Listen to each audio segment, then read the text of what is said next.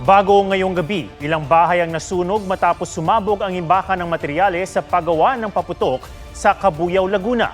May live report si Jamie Santos. Jamie?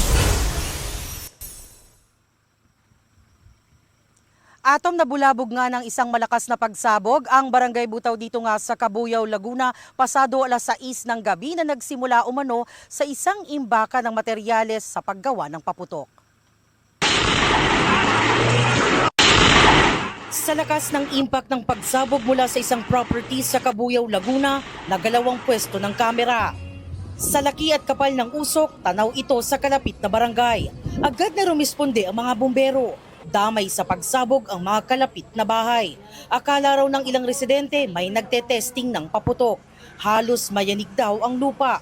Ay tapos yung po sumunod, abay ang lalakas na, ang lalaki na po ng apoy. Ay makita po namin yun, binisita ko. Kasi nga na ano tong kesame nito, pumunta po ako, ay tanggal po yung bintana. Sobrang pong lakas talaga, as in yanig po yung lupa. Nung sumabog po, nakita namin bumagsak, may bumaba na po kami. Sobrang lakas po. Sobrang lakas. Kasi gawa ng malapit na yung apoy, pagbaba namin, nakita namin yung apoy eh. Tuluyang naapula ang sunog pasado alas 7 ng gabi. Ayon sa BFP Cabuyao, wala silang dinatnan na tao sa loob ng imbakan. Tingin din nila wala itong permit.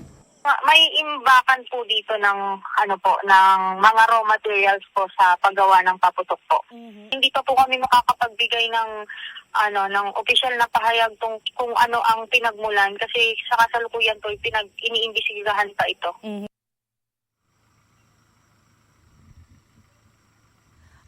Atom nagpapatuloy ang investigasyon para matukoy ang sanhi ng pagsabog at inaalam pa nila kung sino ang may-ari nito. At yan ang latest mula rito sa Cabuyao, Laguna. Balik sa iyo, Atom. Maraming salamat, Jamie Santos. Hanggang 1 peso and 50 centavos ang posibleng taas presyo sa diesel, gasolina at kerosene sa susunod na linggo base sa 4-day trading. Sa gitna ng pagmahal ng petrolyo, ipinatutupad ng gobyerno ang Service Contracting Program para makatulong sa mga driver at commuter. Huling araw na nito ngayon pero may ilang tsuper na hindi pa umano nababayaran. Walang malinaw na tugon ang LTFRB kung kailan sila mababayaran, pero pwede raw silang dumulog sa kanilang tanggapan. Sa ngayon, tututok daw ang LTFRB sa ipinatutupad na fuel subsidy na mas marami umanong nakikinabang. Nauwi sa habulan ang pag-aresto sa isang criminology student na nagbebenta umano ng droga online.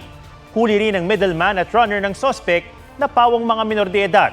May report si John Consulta.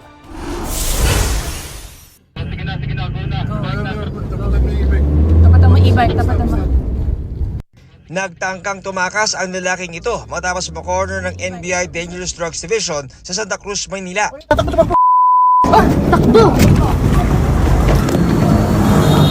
Nang magkahabulan, itinapon ng target sa kalsada ang 29,000 pesos na mark money. Umabot hanggang Jose Abad Santos ang habulan. NBI! Hanggang sa mapasakamay ang 20 anyos na suspect at ang dalawang kasama nito. Dalawa sa lalaking ito, mga kapuso, ay pawang mga minor de edad, mga ginagamit ng mga middleman at runner.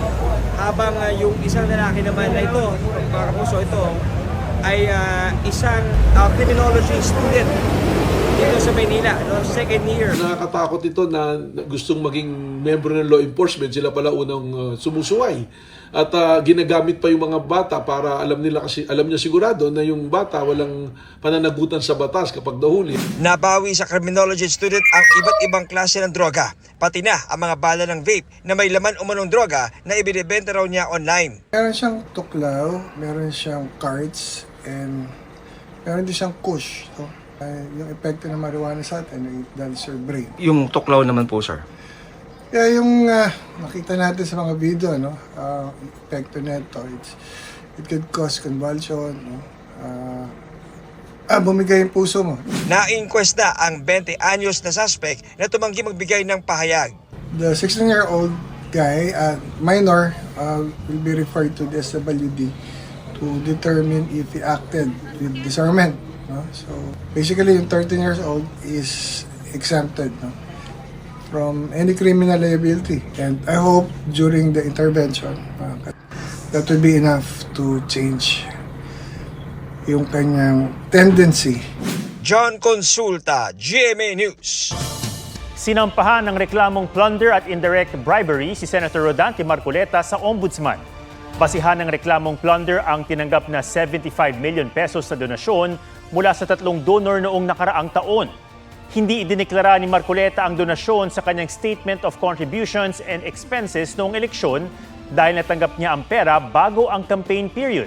Pero lumalabas na hindi niya rin idineklara ito sa kanyang Statement of Assets, Liabilities and Net Worth o SALIN para sa taong 2025.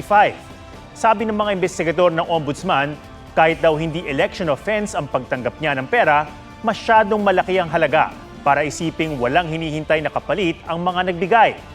Dawit sa reklamo ang 3 pinanggalingan ng pera na sina dating Congressman Mike Defensor, isang Joseph Espiritu at isang Aristotle Baluyot. Hinihingan pa namin ng pahayag sina Marcoleta, Espiritu at Baluyot. Tingin naman ni Defensor, pilit ang kaso. Iginiit ng ilang kaanak ng mga nawawalang sabongero na hindi sila ang nagpatawag ng pulong sa abogado ni Atong Ang.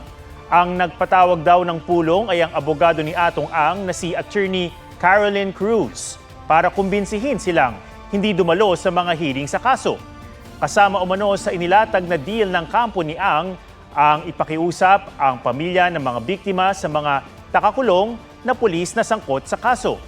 Nangangamba ngayon ng mga kaanak sa mga sinabi ng NAPOLCOM na baka madismiss ang kaso kung wala nang dumalo sa mga pagdinig. Sinusubukan pa namin makuha ang panig ni Attorney Cruz. 3 barangay sa Santa Barbara, Iloilo ang nawala ng ilaw sa kalsada matapos tangayin ng mga kawatan ang mahigit 100 streetlights. May spot report si Zen Kilantang Sasa ng GMA Regional TV. Pasado 3:00 na ng madaling araw, pero ang lalaking ito naispatan sa taas ng poste ng ilaw sa National Highway ng Santa Barbara sa Iloilo. Ilang saglit pa, nagpadaos-dos ang lalaki sa poste. Bit-bit na ang 2 streetlight. Sunod niyang pinonterya ang isa pang poste. Ayon sa kapitan ng Barangay Bolong Weste, unti-unting nawala ang mga ilaw sa kanilang lugar at mga karatig barangay. Kadako nga lusis para sa gobyerno, nga ginawa ka gobyerno kabulig para nga matigayon nga magnami, ma-beautify ang lugar kay ti tamaan man kamo. Luwas ka at town with a heritage kami, alagyan pa ni pa-airport. Aabot sa 4.3 million pesos ang kabuang halaga ng 129 na solar streetlights na ninakaw sa 3 barangay. Nakilala ng lalaki sa video at tukoy na rin ang kasabwat niya. Ang suspect dati na rin palang nagnakaw ng streetlight pero hindi nasampahan noon ng reklamo. Patuloy silang tinutugis. Mas ginasaka na nila ang kainubuo mo lang sa actually ang street light mo ang sa side na bala. So may dala silang gamit, ginalubad lang nila ang mga bolt. Din mula na kuhaon lang bolt tapos makuha naman dayo ng ang solar light. Mula sa GMA Regional TV, Zen Kilantang Sasa, GMA News. May bagong tawag sa Polycystic Ovary Syndrome o PCOS na itinuturing na pangunahing sanhi ng infertility sa mga kababaihan sa buong mundo. Ang dahilan ng pagbabago ng pangalan at ang ibig sabihin nito sa mga kababaihang may ganitong kondisyon. Sa report ni Von Aquino. Sa datos ng World Health Organization, nasa 10 hanggang 13% ng mga kababaihang nasa reproductive stage sa buong mundo ang may PCOS o Polycystic Ovary Syndrome. Isa itong hormonal disorder at karaniwang naiuugnay sa pagkakaroon ng ovarian cyst. Ilan sa sintomas ay ang irregular menstrual cycle, infertility at sobra-sobrang facial at body hair. Pero kamakailan lang pinalitan na ang pangalan ng kondisyon sa Polyendocrine Metabolic Ovarian Syndrome o PMOS. Kasunod ito ng isang international consensus na inilathala sa medical journal na The Lancet. Inaccurate o hindi na raw kasi tugma ang terminong PCOS. Mas na-highlight yung term na mga metabolic and endocrine na mga problems doon sa PMOS. Dati kasi ang focus lang yung cyst na tinatawag, the PCOS. So ngayon kasi mas holistic, mas diverse na, especially on the metabolic side. At dahil nakatutok lang sa isang organ ng PCOS, nade-delay ang diagnosis at paggamot. Katunayan ayon sa WHO, nasa 70% ng mga babaeng may PCOS sa buong mundo, hindi alam na may ganito silang kondisyon.